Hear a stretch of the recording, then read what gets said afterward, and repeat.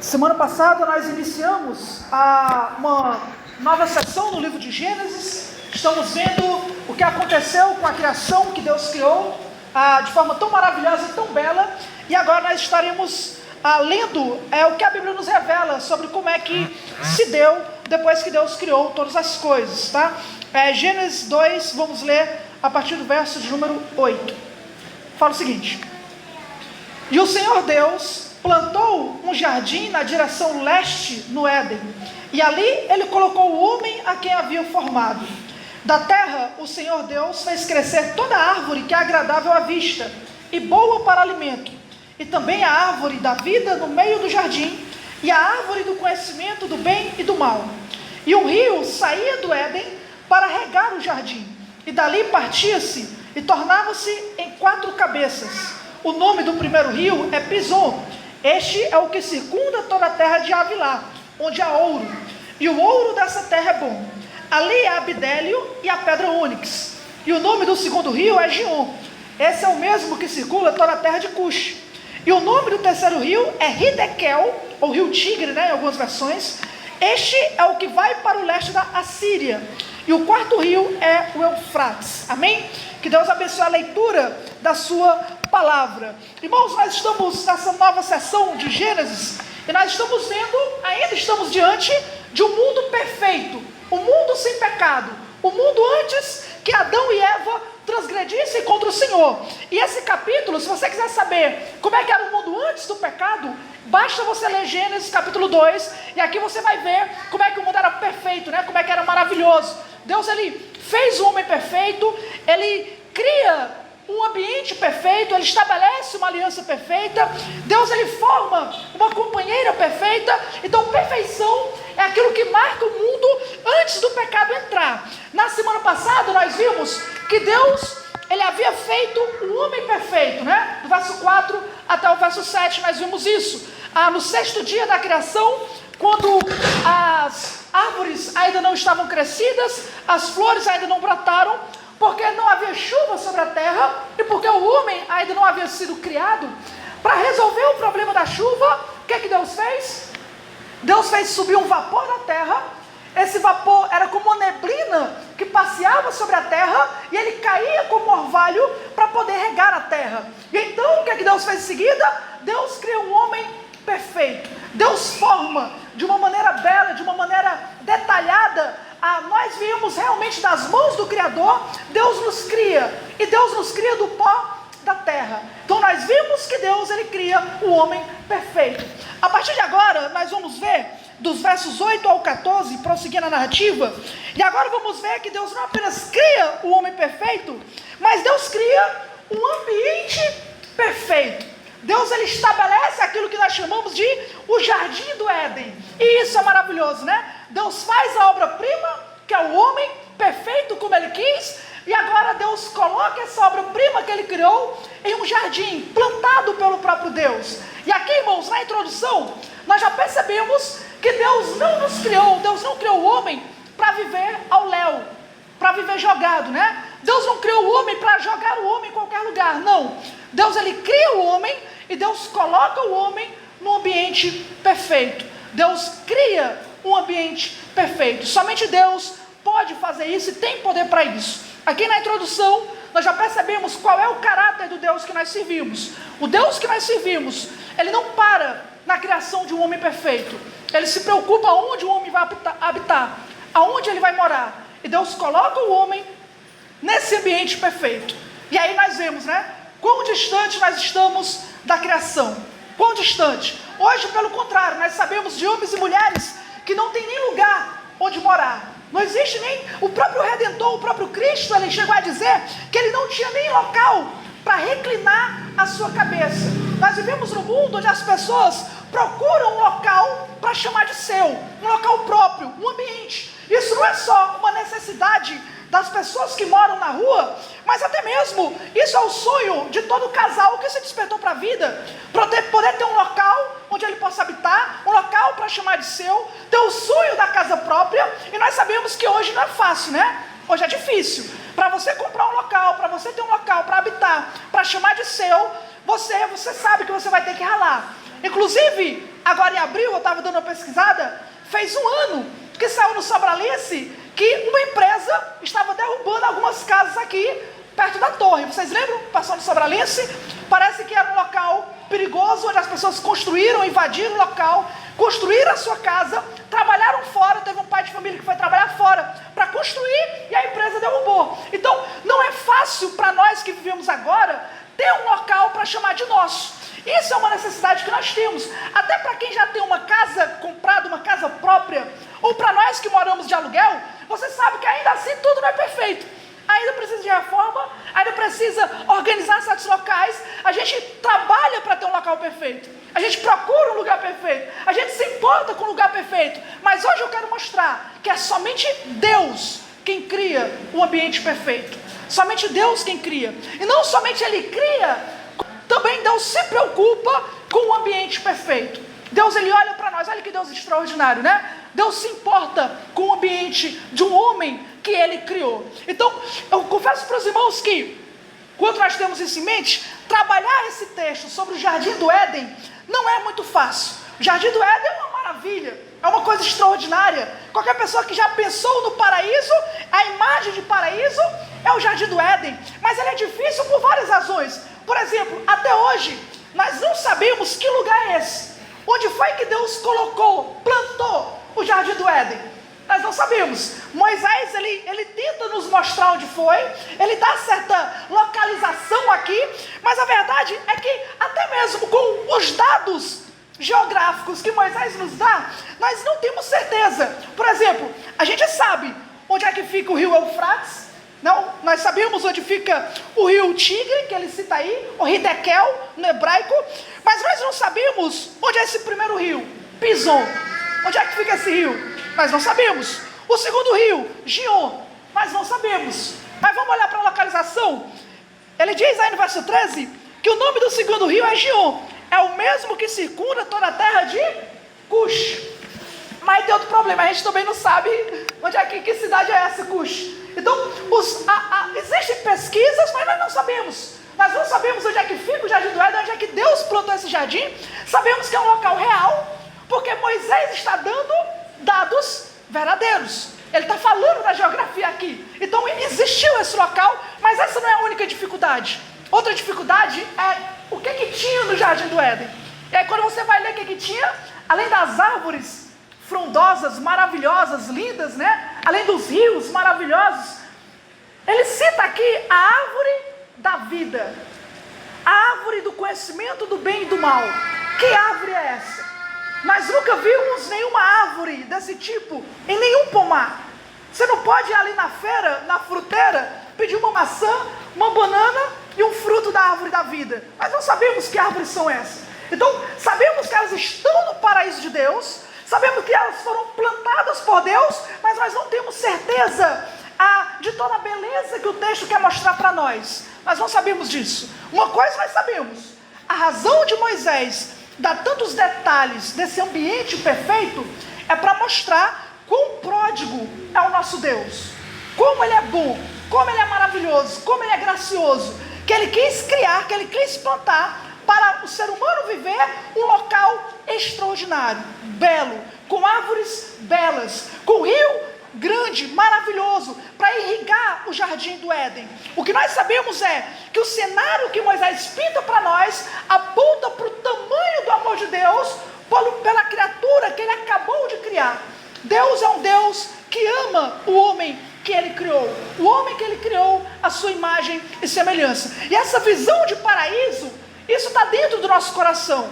O homem, quando ele vai escrever uma história para falar de um lugar perfeito, ele vai pensar no paraíso. Seja o C.S. Lewis escrevendo as Crônicas de Nárnia, seja o Tolkien falando sobre a Terra-média, seja a Terra do Nunca, seja o Vale Encantado, os homens tentam pintar uma imagem de um lugar perfeito, de um lugar maravilhoso, de um lugar que vale a pena viver. Por quê? Porque o homem anseia por esse tipo de paraíso. O homem deseja esse tipo de paraíso. Mas a Bíblia não é um conto de fadas. Ela não é mais um desses contos. Pelo contrário, como nós vimos, o que o autor coloca aqui é verdadeiro, é genuíno. Deus um dia plantou um jardim. e era um jardim de delícias, um jardim maravilhoso. Só para você ter ideia que isso não é uma história inventada por Moisés, só para dar um exemplo, para os irmãos perceberem que esse ideal e essa visão da história humana já foi registrada além das escrituras. Eu vou dar apenas um exemplo para os irmãos. O povo que criou a escrita foram os sumérios. Vocês já ouviram falar dos sumérios? Sumérios, ali em 3.200 antes de Cristo, eles criaram a escrita, eles inventaram a escrita. Isso significa que eles foram os primeiros povos a descrever a história da humanidade. Foram os sumérios. E aí tem duas coisas interessantes que eles escreveram. A primeira coisa interessante é que os sumérios, quando eles inventaram a escrita e resolveram contar a história do próprio povo, de onde eles vieram, eles dizem que eles são descendentes de um herói que conseguiu sobreviver a um grande dilúvio. Eles são descendentes de uma família, de um herói que conseguiu sobreviver a um grande dilúvio. Vários documentos sumérios dão nomes diferentes para esse herói. Nós temos um nome para ele também. Qual é? Noé.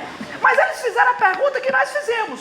A pergunta dos sumérios é: mas o que nossos pais falaram sobre o que havia antes do dilúvio?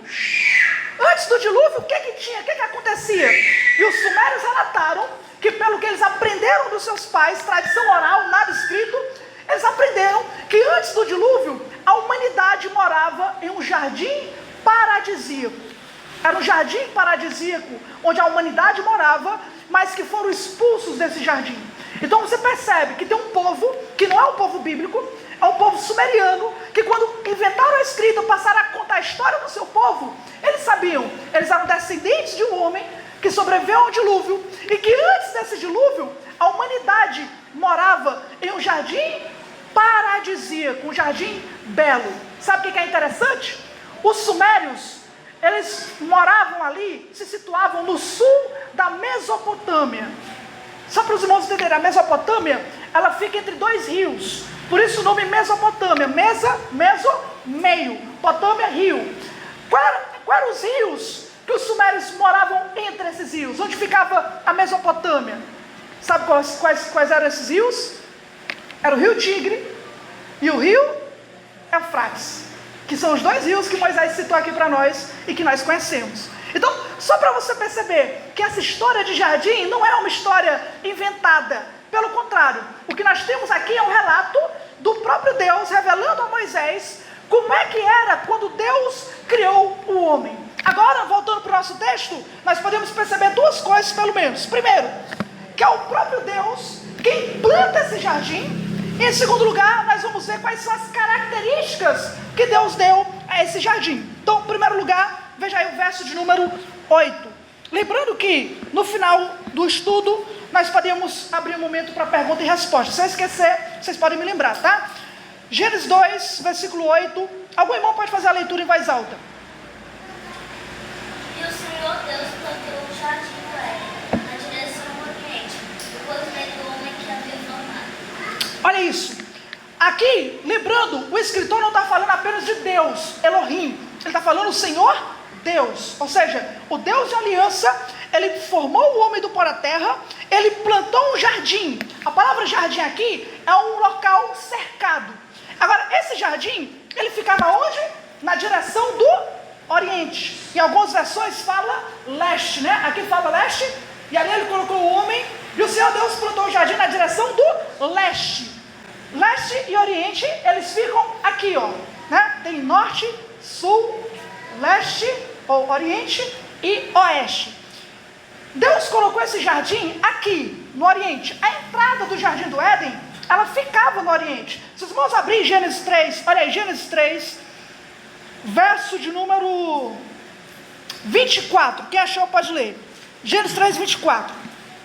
Depois de lançar fora o homem, Deus colocou querubins a leste do jardim do Éden, e uma espada flamejante que se movia em todas as direções para guardar o caminho da árvore da vida. Olha isso. Era um jardim, era um local fechado, e a entrada desse jardim ficava no oriente. Oriente era o local onde o sol nascia, era o leste. Quando o homem e a mulher pecaram contra Deus, o local que Deus expulsou o homem e a mulher ficou no oriente do jardim. E lá Deus colocou querubins, para que os homens não pudessem entrar. O problema, irmãos, se você continuar lendo Gênesis, é que quanto mais o homem pecava, mais distante do jardim ele ficava. Então, o jardim do Éden, ele fica no Oriente. A entrada do Éden fica no Oriente. Quanto mais o homem pecava, mais ele se afastava de Deus. Olha Gênesis capítulo 4, quando Caim, ele é expulso da presença de Deus. Olha para onde é que Caim foi. Pode ler, Gênesis 4, verso de número 16. Retirou-se Caim da presença do Senhor e habitou na terra de norte, ao oriente do Éden. Olha aí, ele habitou ao oriente do Éden. Então imagina, a porta do Éden é aqui. Caim poderia ter dado a volta, poderia ter ido pelo outro lado, mas não. O homem, quanto mais ele peca, ele continua se distanciando do jardim. Ele continua se afastando de Deus. Agora abra a Bíblia em Gênesis capítulo 11, na famosa história da Torre de Babel. Olha como é que começa Gênesis 11, verso 1 e verso 2. Quem achou, pode ler. Ora, em toda a terra havia apenas uma linguagem e uma só maneira de falar. Sucedeu que, partindo eles do Oriente, deram com uma planície da terra de Siná e habitaram ali. Perceberam? Lembrando que aqui é o cúmulo da rebelião humana. Quando eles tentam criar a Torre de Babel para se rebeliar contra a ordem de Deus, de se espalharem. Quanto mais o homem vai pecando contra Deus, mais distante ele vai ficando do jardim do Éden. Quando Moisés escreve isso, Moisés já tinha escrito, talvez, provavelmente, já tinha dado as orientações acerca do livro do Êxodo. Na construção do tabernáculo, a entrada do tabernáculo também era pelo Oriente. Então, para poder entrar no jardim do Éden, o homem entrava pelo Oriente. Para poder o homem entrar no tabernáculo, o homem entrava pelo Oriente. Quando o homem pecava contra Deus, ele se afastava cada vez mais da presença de Deus. Isso significava que o jardim, ele não era apenas um local bonito para habitar, mas era um local onde Deus se encontrava com o homem. Era um local onde o homem tinha adoração presencial. Isso é que é extraordinário no Jardim do Éden. Não era apenas beleza, era culto, era serviço. E o próprio Deus, a adoração ali, era uma adoração na presença de Deus. Depois nós vamos estudar Gênesis capítulo 3, na viração do dia, a Bíblia diz que que Adão ouviu Deus chamando. Naquele momento, Deus descia no jardim, era o momento onde ele tinha comunhão com o homem, e ali era um momento de comunhão, de adoração, de culto. Quando o homem peca e sai do jardim, ele está se afastando do local de culto, do local de adoração. Isso vai ser importante para o final da mensagem. Voltando agora para Gênesis 2, ele não diz apenas que o jardim foi colocado na direção leste ou oeste, mas ele foi colocado num lugar chamado Éden. Lembrando, Éden é o nome do local. O jardim, ele ficava dentro desse local do Éden, tá? E ali, o texto termina, Deus colocou o homem a quem havia formado. A importância desse texto está no seguinte, como eu havia falado, eu quero que os irmãos memorizem. Somente Deus é quem cria o ambiente perfeito. Por que Deus plantou o jardim do Éden? Deus plantou o jardim do Éden, lembre-se, estamos no 6º dia da criação. No 6º dia da criação não existia jardim. Não existiam aquelas árvores lindas, maravilhosas. Quando a Bíblia diz que foi Deus quem plantou o jardim, está querendo dizer que esse local precisou ser criado pela providência de Deus. Por que o homem foi criado? Lembra? Porque não havia nem erva ainda. A relva não tinha nem crescido. As plantas, as flores não tinham nem brotado. Então, para poder ter um local com árvores já crescidas, com árvores frondosas, com árvores dando frutos, isso precisava de uma intervenção do próprio Deus. Então quem planta o jardim não é o homem. Adão não plantou o jardim. Não tinha como Adão plantar um jardim. Esse ambiente perfeito não pode ser feito pelo homem. Quem cria esse ambiente perfeito é o próprio Deus. Deus planta esse jardim. O homem, ele é apenas colocado lá. Ou seja, Deus, ele não criou o homem do pó do jardim. Deus criou o homem do pó da terra. Terra fora do jardim. Adão não podia dizer que ele era cidadão e reclamar sua cidadania porque ele nasceu lá, porque ele não nasceu. Esse jardim foi dado por Deus. Deus não era obrigado a fazer isso para Adão. Adão foi criado do pó da terra. Ele não é do pó do jardim, ele não é um cidadão de lá. Deus o colocou lá, Deus o botou lá. Deus é quem cria o ambiente perfeito. Adão não podia plantar o próprio jardim do Éden. Ele não tem as sementes da árvore do conhecimento do bem e do mal. Ele não tem as sementes da árvore da vida. Isso é coisa de Deus.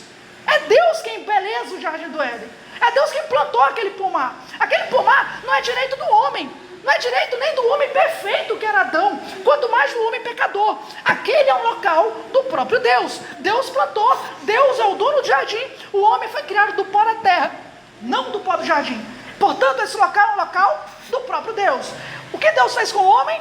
Deus colocou o homem naquele lugar. Mas aquele lugar é de Deus, é o jardim do Éden. Ezequiel vai dizer que aquele é o jardim de Deus. Continuando, mas quais são as características desse jardim? Olha para o verso de número 9. Nós temos pelo menos 3 características, tá? Sobre o jardim do Éden. A primeira característica é que era um jardim cheio de árvores maravilhosas. Olha aí. E da terra, o Senhor Deus fez crescer toda árvore que é agradável à vista, boa para alimento. Também a árvore da vida no meio do jardim e a árvore do conhecimento do bem e do mal. Esse jardim era um local cheio de árvores maravilhosas, pelo menos de 3 tipos. Primeiro, Moisés dá uma declaração geral das árvores que haviam no jardim, quando ele fala o seguinte: eram árvores que é agradável à vista e boa para alimento. É interessante que ele fala o seguinte, né? Fez crescer toda árvore tinha naquele lugar, né?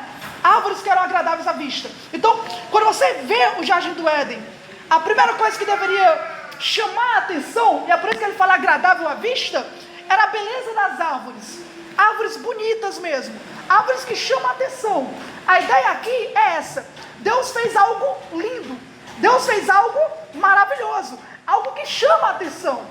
Isso é maravilhoso pensando no fato de que o mundo naquela época já era um mundo perfeito. Por exemplo, você já viu lugares bonitos hoje? Você já viu lugares bonitos nesse mundo que nós vivemos? Existem lugares lindos, existem lugares belos, existem lugares bonitos, não é? As pessoas viajam, pontos turísticos, mas esses lugares que existem hoje, eles já vieram depois do dilúvio, eles já vieram depois do juízo, eles já vieram depois que a ira de Deus já foi derramada. Agora imagine um local como Éden, que não passou pelo juízo de Deus. Era um local do amor de Deus, da bondade de Deus. Era mais belo ainda, era mais lindo ainda. Deus não faz coisas feias, né? Deus faz coisas belas. E o local onde coloca o homem não é um local feio, não é um local bagunçado, né? É um local belo, um local lindo, que chama a atenção. E não somente é lindo aos olhos, mas é gostoso no paladar. É um local que você come ali direto do pé, e a fruta é doce, a fruta é gostosa, a fruta é boa, a fruta vale a pena, você passa o dia comendo ali. Por quê? Porque Deus criou um local maravilhoso.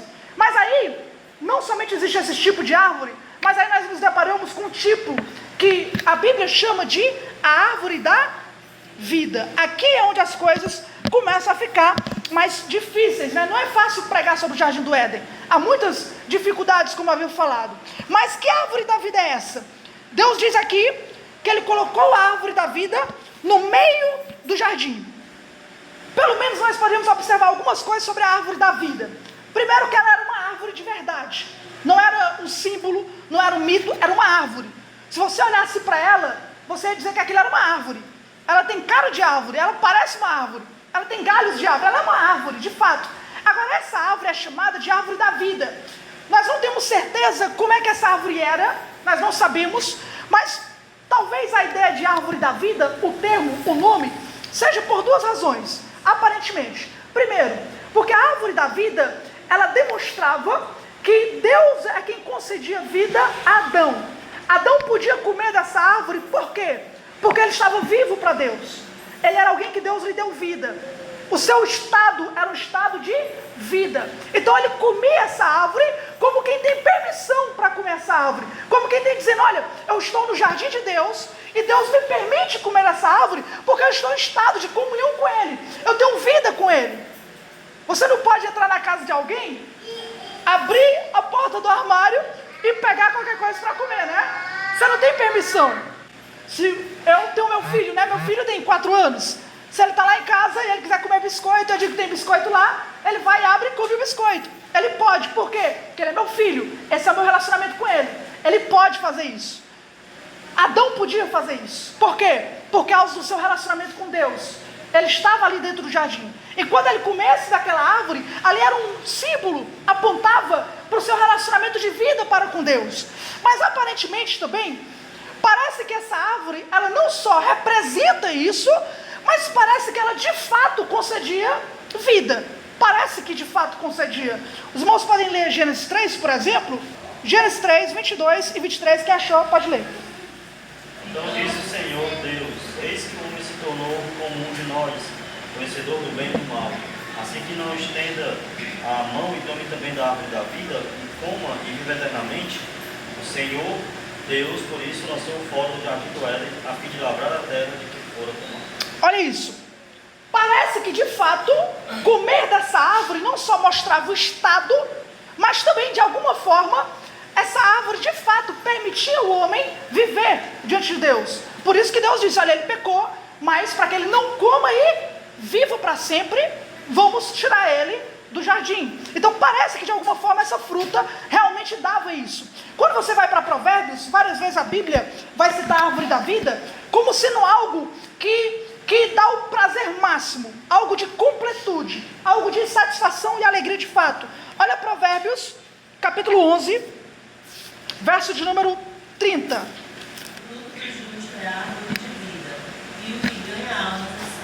Olha isso, dá a entender que o fruto do justo é a árvore da vida. O que significa isso, árvore de vida? É algo prazeroso, é algo que cura, né? A ideia talvez seja essa. Vá para o capítulo 13 agora, verso de número 12. Capítulo 13, verso 12. A esperança se adia faz adoecer o coração, mas o desejo é a árvore da vida. Olha isso, árvore da vida como se fosse um desejo cumprido, uma completude, né? Agora vai para o capítulo 15, verso de número 4. A língua saudável é a árvore de vida, mas a perversidade nela é uma brecha no espírito. Provérbios utiliza a árvore da vida como uma referência a tudo aquilo que cura, que fortalece, que celebra a vida, né? Tanto a questão da justiça, como a questão do anseio satisfeito, ou uma língua que traz cura. Parece que aquela árvore, ela realmente denotava uma completude, um estado de prazer, um estado de alegria, um estado de cura ali. Nós não sabemos, claro, exatamente tudo sobre essa árvore, mas ela aponta para isso, ela é apresentada como um dom. Em Apocalipse nós vimos também que o crente fiel, Cristo ele vai tratar o crente fiel como aquele que vai ter permissão de comer da árvore da vida. Apocalipse 22, nós vamos ler no final, vai dar a entender que os crentes na nova morada, na nova Jerusalém, no novo céu e nova terra, eles terão acesso direto a essa árvore da vida. Nós vamos ver isso melhor. Então, ali no jardim de Deus, já no paraíso, tanto tinha várias árvores, quanto também tinha essa árvore da vida, que ela tanto mostrava o estado de Adão, era um estado de vida diante de Deus, como parece que mesmo ele pecando, se ele comesse, ele teria a sua vida estendida, prolongada, né? Traria algum tipo de vitalidade ao seu corpo, mesmo sendo um corpo pecador. Então é interessante pensar na árvore da vida dessa forma, né? Voltando para Gênesis capítulo 2, o terceiro e último tipo de árvore que tinha no jardim de Deus, essa aqui é mais difícil ainda. Se a árvore da vida é difícil, imagine essa, né? O terceiro tipo de árvore que ele cita é a árvore do conhecimento do bem e do mal. Aqui entra uma dificuldade. Árvore do conhecimento do bem e do mal. Que tipo de árvore era essa? Nós sabemos, claro, que era uma árvore como qualquer outra. Mais uma vez, era uma árvore que estava ali. Agora, existe uma diferença nessa árvore, porque essa árvore ela é proibida por Deus. Deus proíbe o homem, depois nós vamos ver isso na próxima doutrina, de comer da árvore do conhecimento do bem e do mal. Muitas pessoas tentam trazer interpretações para o que essa árvore é, tá? Uma das interpretações diz que a árvore do conhecimento do bem e do mal, ela é uma árvore que se o homem comesse, ele experimentaria o bem e também experimentaria o mal. Então essa árvore, ela possibilitaria o homem de passar a ter um conhecimento experimental. Não era só um conhecimento da cabeça, era um conhecimento experimental do mal. Ou seja, se o homem comesse, ele ia pecar. Ele pecando, ele daria conhecimento do mal. Eu acho que essa é uma interpretação interessante, mas eu particularmente não concordo com ela, Porque Deus diz que Ele também tem esse conhecimento. Ele não fala, o homem é como um de nós, conhecedor do bem e do mal. Então Deus experimentou o mal? Deus tem experiência com o mal? Claro que não, né? Deus, ele não peca. Então não tem como ele experimentar o mal. Deus nem sequer é tentado. Deus não experimentou o mal. Eu acredito que... O que significa esse conhecimento do bem e do mal? Eu acredito que essa árvore, ela marca o homem como sendo alguém que pode conhecer o bem e o mal, comendo esse fruto, de maneira independente. Eu acredito que essa é a melhor interpretação, tá? Esse fruto, ele vai dar conhecimento do bem e do mal para o homem, mas como? De maneira independente. Se o homem comer essa árvore, ele passa a ter conhecimento do bem e do mal, mas ele passa a ter conhecimento do bem e do mal de maneira independente. Por quê? Gente, essa árvore não era uma árvore má, não tinha veneno nessa árvore, não era uma árvore ruim. Tem gente que pergunta, por que Deus colocou essa árvore lá? Mas não tem problema dessa árvore estar lá. Quando Eva vê a árvore, ela vai dizer que a árvore, ela é agradável à vista. Ou seja, como todas as outras árvores do jardim, elas não são agradáveis à vista? O seu fruto, ele é bom para comer. Ou seja, não é venenoso, não tem nada nesse fruto que impeça a Eva de comer. Ele é um fruto bom, foi criado por um Deus bom. Então, a árvore não tem esse problema. O problema é que a árvore, ela oferece um meio de Adão e Eva obterem conhecimento do bem e do mal de maneira independente de Deus. Aí é que está o problema. Por quê? Porque até então, o homem tinha conhecimento do bem e do mal, mas o conhecimento do bem e do mal dependentes de Deus. É Deus quem dizia para Adão e Eva o que era bom e o que era mal, o que era certo e o que era errado. Tem pessoas que falam o seguinte, mas Adão não sabia o que era mal. A única coisa que Adão sabia que era mal era a árvore. Mas isso está errado. Quando Deus diz para o homem lavrar e cuidar da terra, isso é o quê? Isso é bom. Se ele deixasse de fazer aquilo, isso era mal? É claro. Então, se Deus criou o homem para lavrar e cuidar da terra, Adão, ele sabe que o mal é o oposto disso. Se eu não fizer isso, se eu ignorar a vontade de Deus, se eu pecar contra Deus, isso já é pecado. Ele já sabe o que é o mal. O homem foi criado com uma consciência que sabe o que é certo e errado. Nós cremos que a lei de Deus, ela foi escrita no coração de Adão. Cremos que Adão conhecia o que é certo e o que é errado. Nós cremos nisso. Tanto é que mesmo com a queda de Adão, o padrão moral de Deus, a lei da consciência ainda continua no homem ímpio. Os ímpios sabem que mentir é errado, que adulterar é pecado, que assassinar é errado. Eles sabem disso. Isso não é uma lei que eles viram na Bíblia. É uma lei que Paulo diz que está no coração. Então Adão conhecia o bem e o mal, mas ele conhecia o bem e o mal de forma dependente de Deus. Era como se Deus pudesse fazer o seguinte: Adão, tu pode conhecer o bem e o mal comigo. Deus se revelando para Adão, ensinando Adão, instruindo Adão. Deus iria se revelar cada vez mais, porque o nosso Deus não é o Deus que se revela de uma vez. Deus, ele vai se revelando aos poucos. Deus poderia ensinar para Adão e Eva o bem e o mal, por meio do seu ensino, por meio de Adão e Eva dependerem dele. Ou eles tinham outra opção: se eles comerem da árvore do conhecimento do bem e do mal, eles poderiam aprender o bem e do mal de forma independente de Deus. Deu para entender? O problema não é conhecer o bem e o mal. O problema é você conhecer de forma independente. Esse é o problema. O Marcos Gliconato, ele tem uma ilustração sobre isso que eu acho muito bom, interessante. E ele pensa também como eu, né? Eu pensei, estava em dúvidas em relação a isso, mas ele pensa como eu também nessa questão. Mas ele acredita, ele dá uma ilustração que é o seguinte: um jovem na igreja, um jovem dentro de casa, ele pode aprender o bem e o mal de duas formas. Primeiro, o jovem ele pode aprender o bem e o mal ouvindo o pai, ouvindo a sua mãe. A sua mãe dizendo o que é bom e o que é certo, o que é errado, o que é mal. O pai e a mãe ensinam a criança o caminho que ela deve andar, o que é certo e o que é errado. Ela pode aprender o bem e o mal ouvindo o pai, mas ela tem uma segunda forma de aprender, pela rebeldia. Ela pode ignorar o conselho do pai e da mãe e ela pode querer achar, de forma independente, conhecer o bem e o mal. Não, quer saber? Eu vou experimentar o mundo e aí eu vou saber o que é bom e o que é ruim para mim. Eu vou saber o que é bom e o que é ruim. Eu vou atrás de ter esse tipo de vida. Então, essa jovem, essa criança, essa adolescente, ela pode querer experimentar, conhecer o bem e o mal de forma independente do conselho do pai e da mãe. Então, qual é o principal problema aqui? O problema de Adão e Eva é que eles poderiam conhecer o bem e o mal, a partir de Deus, ou eles podem conhecer o bem e o mal de forma independente, comendo do fruto. E aí o que eles fazem? Nós sabemos qual foi a escolha deles. Para serem como Deus, no aspecto de, para serem autônomos, para serem independentes, para poder eles pensarem do jeito que eles queriam, sem um Deus para dizer o que é certo e o que é errado, para eles serem o dono da sua própria vida, o que eles escolheram? Eles escolheram comer da árvore do conhecimento do bem e do mal. A partir do momento que eles comem, o homem passa a ser independente de Deus. Ele passa a achar o que é certo e o que é errado. Paulo vai dizer em Romanos 1, que eles achando que são sábios, eles tornam-se loucos. Eles acham que são inteligentes, acham que conhecem o mundo pelas suas próprias pegadas, pelas suas próprias pisadas, mas o conhecimento fora de Deus é morte.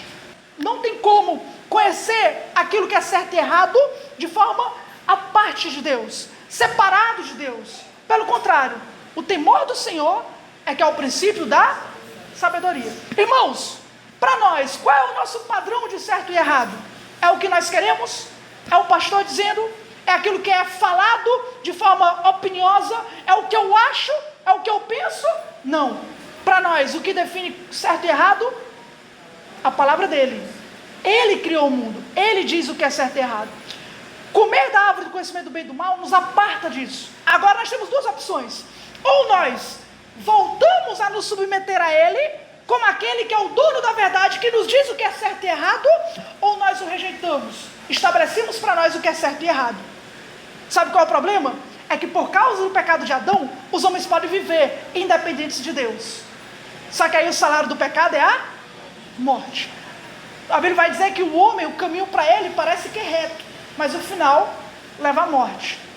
A Bíblia vai falar em Isaías dos homens que chamam o errado de certo, chamam o certo de errado. Pessoas que acham que dominam a situação, mas não dominam. Elas estão longe de Deus, apartadas de Deus. O problema de Adão e Eva foi escolherem o conhecimento do bem e do mal através do caminho da rebeldia, pelo pecado, através do pecado. E isso apartou eles do próprio Deus. E isso, em pouco tempo, você vai ver, de acordo com Gênesis, você vai perceber como em pouco tempo o homem, primeiro, você pode perceber na linhagem de Caim. Quando os filhos de Caim, você percebe que é Deus que estabelece o casamento. Aí lá vem Lameque, da linhagem de Caim. E aí Lameque muda o casamento. Agora ele não quer mais uma mulher, como Deus criou. Agora ele quer duas mulheres. O homem passa a pegar tudo que Deus estabeleceu na criação, e o homem passa a corromper com o seu próprio conhecimento, dizendo para ele o que é certo e o que é errado. Quantas vezes nós já ouvimos isso? Ah, mas isso é a sua religião. A minha nós pensamos diferente. Isso não, mas isso aí é os crentes que diz. Não, mas isso aí é o que está na Bíblia, a Bíblia não serve mais. Isso é o espírito do mundo. É procurarem o conhecimento do bem e do mal, independentes do Criador, independentes de Deus. E eles só podem se voltar para Deus de um jeito, pela conversão.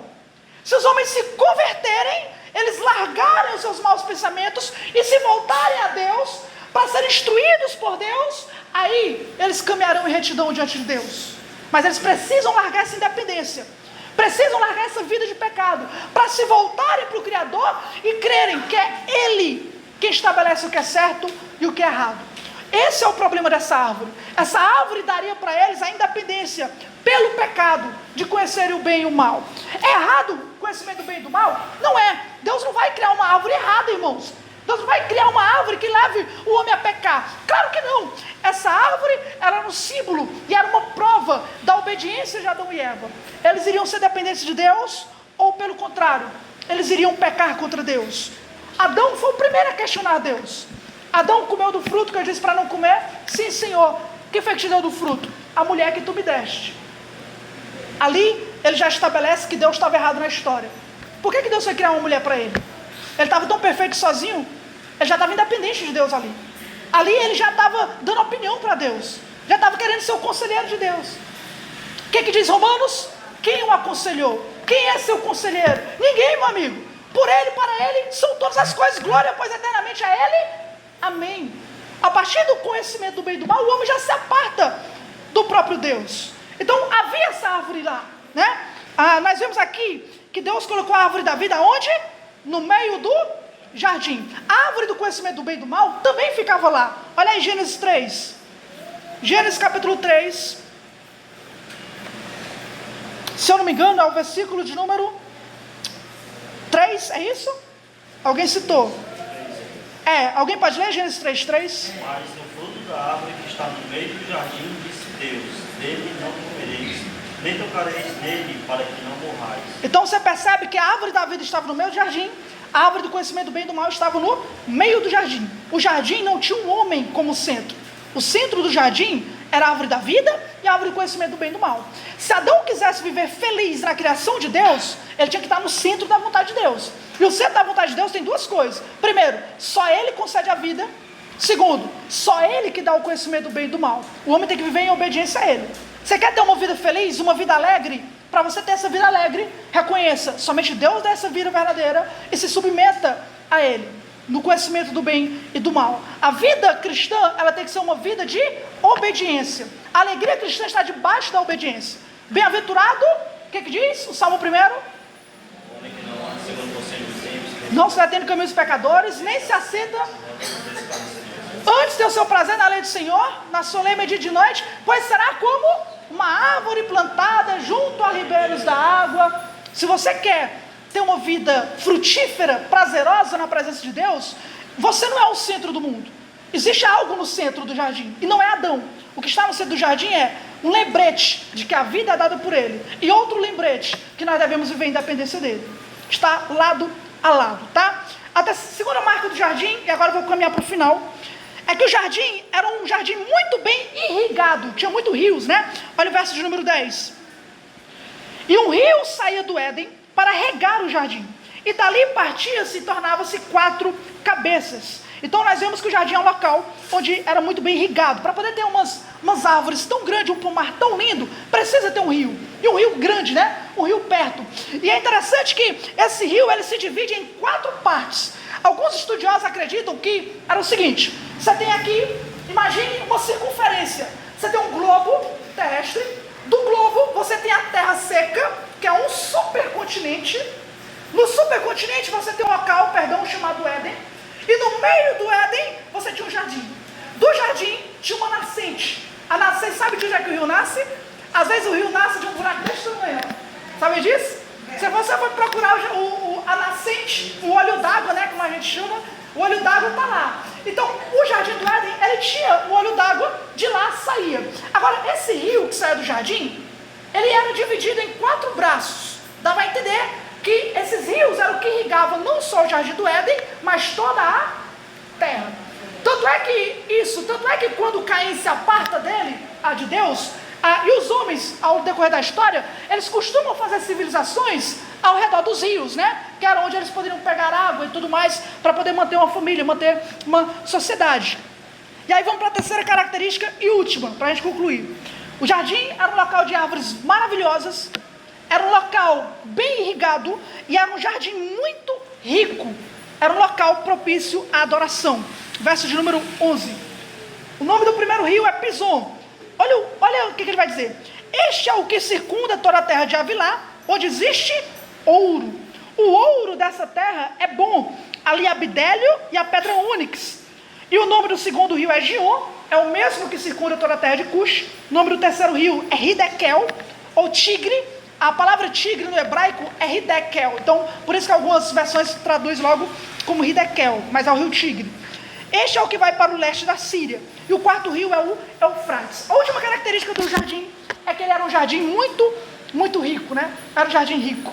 Era um jardim cheio de ouro. Agora imagina aí, se na época de Moisés ainda havia ouro naquela região, e olha que Moisés viveu depois do dilúvio, né? Então na época do jardim havia muito, muito ouro, né?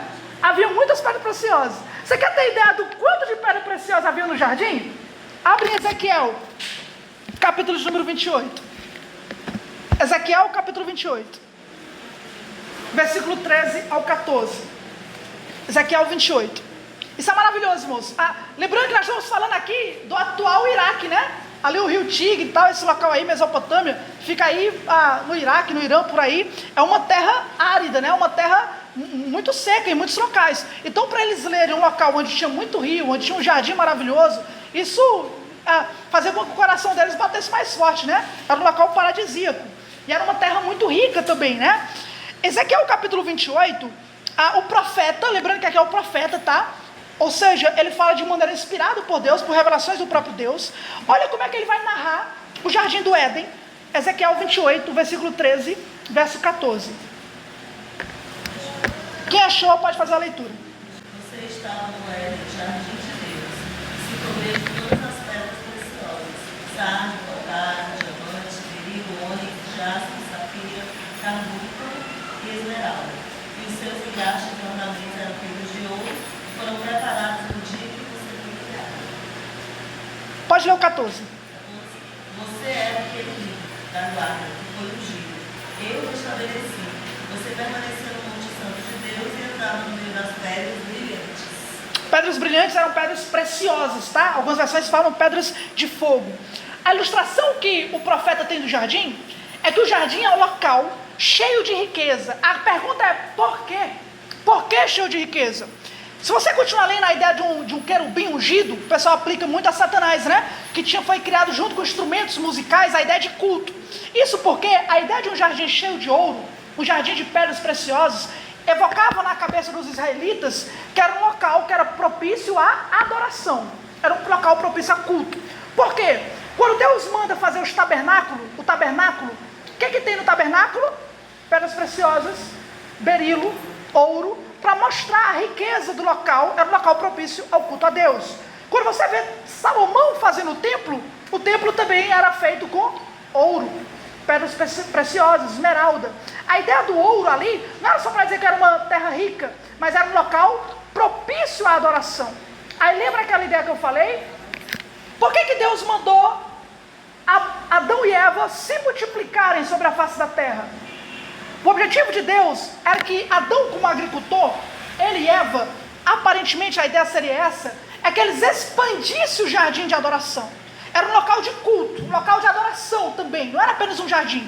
Eles tinham que expandir, eles fariam isso com seus filhos. Na medida que eles expandiam, o rio que saía do Éden tinha pedras preciosas que eram propício para essa expansão de adoração. Tá? Então a ideia seria isso, a ponto da terra se encher do conhecimento do Senhor. Esse era o objetivo. Adão não conseguiu isso, Adão pecou. Quando você vai para o tabernáculo, você encontra tudo que você encontra no jardim. Você encontra pedras preciosas, você encontra querubins sendo pintados, como não é pintados, né? Qual é o nome que se dá? Tinha esculpidos, mas tinham também nos véus, né? Nas paredes lá. Como é que se dá? Ornamentados. Tinha querubim lá também, ornamentado. Tinha palmeiras, tinha árvores também no tabernáculo, que eram, como é que se chama? Rapaz, não está fugindo a palavra. É um tecido, você pega um tecido, e aí você vai passando a agulha, fazendo uma imagem. Como é que se chama isso? Bordado, né? O tabernáculo era bordado de querubins, era bordado de palmeiras, era bordado de árvores. Tinha ouro, tinha pedra preciosa, tinha a presença de Deus. Isso apontava para o jardim, local onde havia anjos, querubins, havia ouro, havia pedras sardônicas, havia a presença do próprio Deus, havia árvores maravilhosas. Quando Cristo morre, o véu do templo ele é rasgado.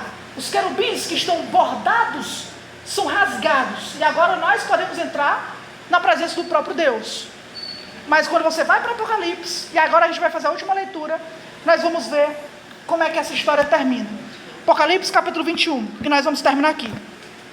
Para não dar uma lista, do versículo 18 até o verso de número 20, você vai ver uma lista do que João viu na Nova Jerusalém, novos céus e nova terra. Aí você vai ver várias pedras sendo citadas: topázio, a esmeralda, calcedônia, jaspe, safira. Ele vai narrar a Nova Jerusalém, fundada pelo Senhor, por meio de Cristo, como um local cheio de ouro. Mas vamos ler o versículo famoso, né? Que é o verso de número 21. Apocalipse 21 fala o seguinte: e os 12 portões eram 12 pérolas, cada respectivo portão era de uma pérola, e a rua da cidade era de ouro puro, como se fosse vidro transparente. Eu não vi nela templo, porque o Senhor Deus Todo-Poderoso e o Cordeiro são o templo dela. E a cidade não tem necessidade de sol, nem de lua, para que nela brilhem, porque a glória de Deus a iluminou, e o Cordeiro é a sua luz. Agora pula para o capítulo 22, verso 1. Também há um rio na Nova Jerusalém, Verso 22, verso 1. E ele mostrou-me um rio puro de água da vida, claro como cristal, que procedia do trono de Deus e do Cordeiro. No meio da sua rua, olha aí, antes ficava no meio do jardim. Agora no meio da sua rua, e em cada lado do rio, havia a árvore da vida, produzindo 12 tipos de frutos, dava o seu fruto todo mês, e as folhas da árvore eram para a cura das nações. Não mais haverá maldição. Deus amaldiçoou a terra, lembra? Mas não vai mais ter maldição. Mas o trono de Deus do Cordeiro estará nela, e os seus servos o cultuarão, ou o servirão. E eles verão a sua face, e seu nome estará nas suas testas. O que nós encontramos aqui, no final de todas as coisas, é que Deus, nós sabemos o que acontece no Jardim do Éden. Deus planta aquele jardim maravilhoso. O pecado afasta o homem cada vez mais distante do jardim, cada vez mais para o oriente. Mas nós não perdemos o jardim, nós não perdemos o paraíso de Deus. Pelo contrário, o Deus que plantou um jardim paradisíaco, Hebreus 11 vai dizer que ele edificou uma cidade. E ele edificou uma cidade, e uma cidade chamada Nova Jerusalém. E lá, aquilo que Adão não conseguiu fazer, expandindo o local de adoração com o ouro que ele tinha em mãos, para poder expandir o culto, lá não. Lá vai ser um local completo de adoração. As suas ruas são ruas de ouro. Isaías vai dizer que o conhecimento encherá toda a terra. Todas as famílias dos povos o adorarão e o glorificarão, e saberão que o Senhor, Ele é Deus. Deus não perdeu o habitat do homem. Deus não perdeu. Os homens também não perderam, porque nós reconquistamos, não pelo nosso próprio poder. Nós não nascemos no Éden nem quando o mundo era perfeito. Nós também não nascemos na igreja, nós não nascemos já na vida espiritual. Todos nós nascemos em pecado. Todos nós nascemos semelhante ao pó da terra, e nós vamos para lá, porque o salário do pecado é a morte. Mas o que Deus nos promete é que pelo que Adão, não o primeiro, mas o segundo, pelo que Cristo fez, nós podemos agora ser cidadãos, não dessa terra, mas de um novo céu e de uma nova terra. E nós seríamos, pelo que a Bíblia coloca aqui, teremos o privilégio, não de um rio do Éden saindo, cobrindo a terra, mas de um rio que sai do trono do próprio Deus. No meio da rua, a Bíblia vai dizer que vai ter a árvore da vida, não só lá, mas ela vai dizer que de um lado do rio e do outro lado também, a árvore da vida vai estar espalhada, para mostrar o estado bem-aventurado que nós vamos ter. E isso é maravilhoso, porque a Bíblia ela começa assim no jardim. Deus colocou o homem lá, o homem pecou e foi expulso, mas por meio de Cristo, irmãos, por meio de Cristo, nós podemos entrar novamente em algo que é extraordinário, que não dá para falar, não dá para descrever. Aquilo que nós pensamos sobre ouro, sobre riqueza, né? Lá vai ter aos montes para apontar para a glória do Criador. E isso é extraordinário. E aí, por isso, eu gostaria de concluir, irmãos, somente com essas 3 aplicações, pensando nisso, que esse caminho foi aberto para nós novamente. Eu disse que meu objetivo aqui não seria deixar a gente com saudade do Éden, né?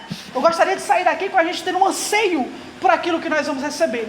E aí nós podemos aprender aquele texto que nós lemos do paraíso, como Deus estabeleceu, pelo menos 3 coisas. Primeiro, que Deus, irmãos, Ele é o supremo provedor.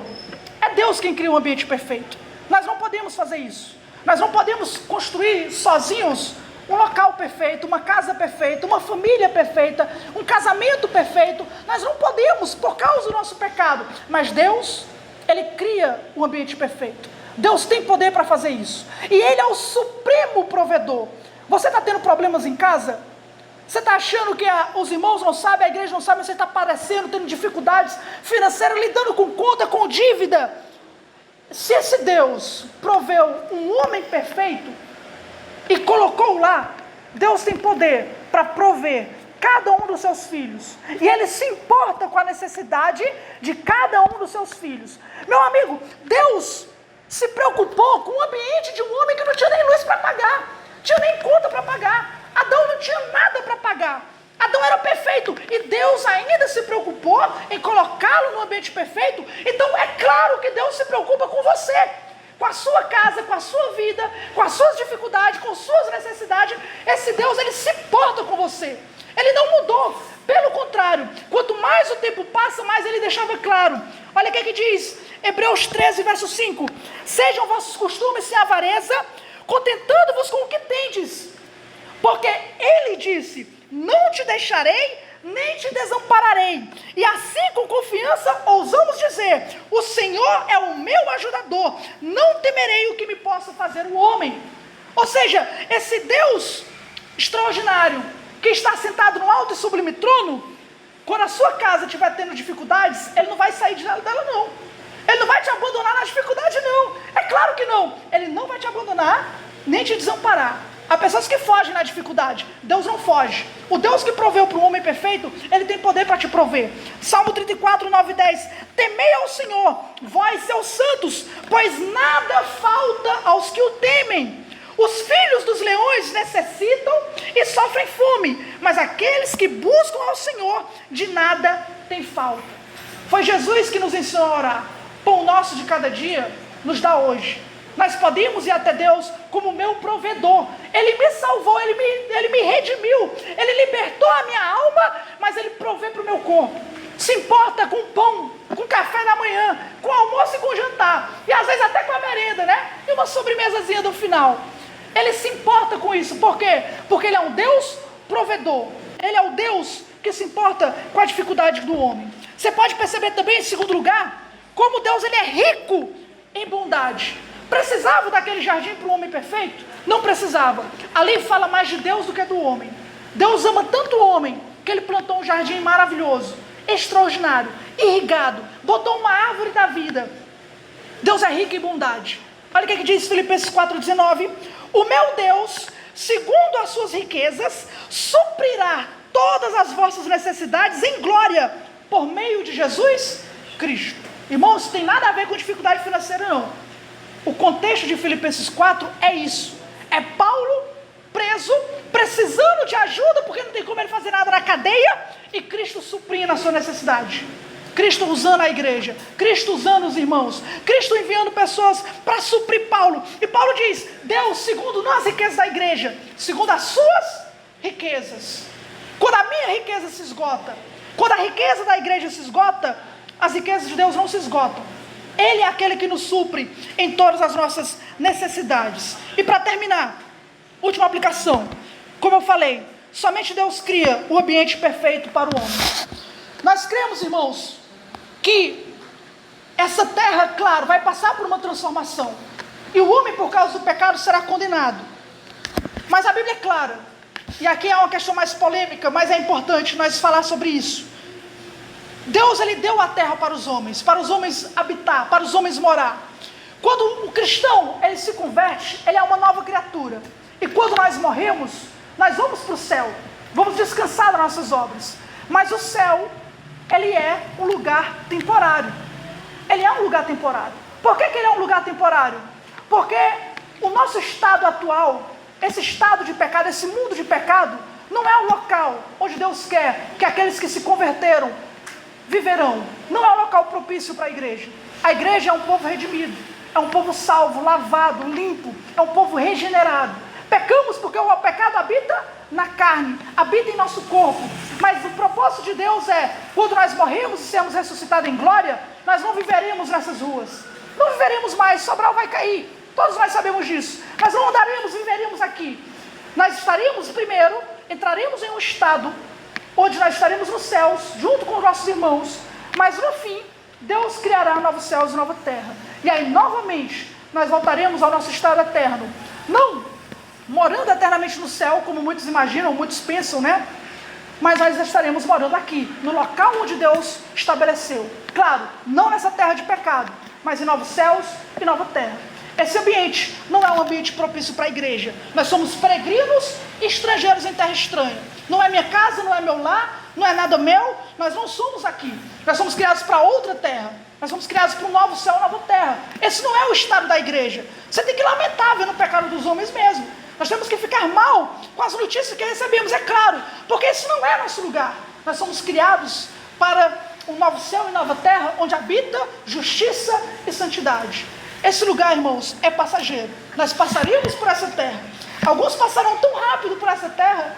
Alguns passarão 20 anos por essa terra e logo entrarão nos céus, e então ressuscitarão em glória e entrarão no estado eterno. Outros vão demorar mais, uns 40 anos, 60 anos, alguns passarão uns 80, mas não importa, o tempo que nós passar por aqui é passageiro. A nossa morada verdadeira, ela está nos céus. Amém? Amém. Que nós possamos ansiar então por isso, que Deus nos dê graça para isso. Vamos orar. Maravilhoso Deus e Pai, Senhor, nós falamos questões tão difíceis essa noite, para nós que somos tão limitados, Pai. Nós temos apenas realmente a Tua palavra e nada mais para poder discorrer sobre esses assuntos, principalmente, Pai, sobre como era o nosso estado antes do pecado, como era o nosso estado antes da queda, Pai, como deveria ter sido, Pai, essas árvores que o Senhor plantou, quão belas, Senhor Deus, como deveria ser o gosto dessas árvores, Pai.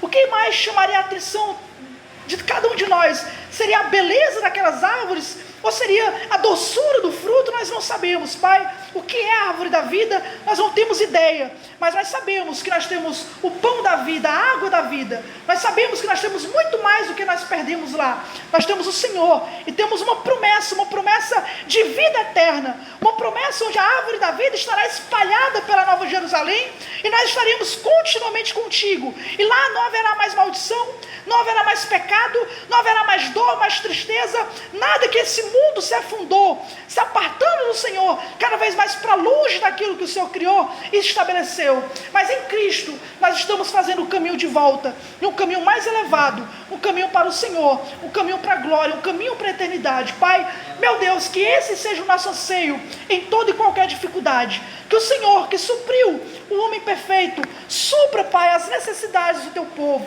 Ser com aqueles que estão passando por questões tão difíceis, que eles não têm coragem para falar uns para os outros. Mas o Senhor tem poder, Pai, para fazer muito mais além daquilo que pedimos ou pensamos. Por isso, Senhor, como Paulo disse, segundo as suas riquezas, supre cada um dos crentes aqui dessa igreja, supre cada um deles, Seu Deus, segundo a glória do Senhor Jesus Cristo, porque nós cremos que Tu és o Deus, o único que pode criar um lugar perfeito, um ambiente perfeito, e é nesse Deus que nós confiamos e esperamos em nome de Cristo. Amém e amém. Os irmãos podem orar durante 1 minuto.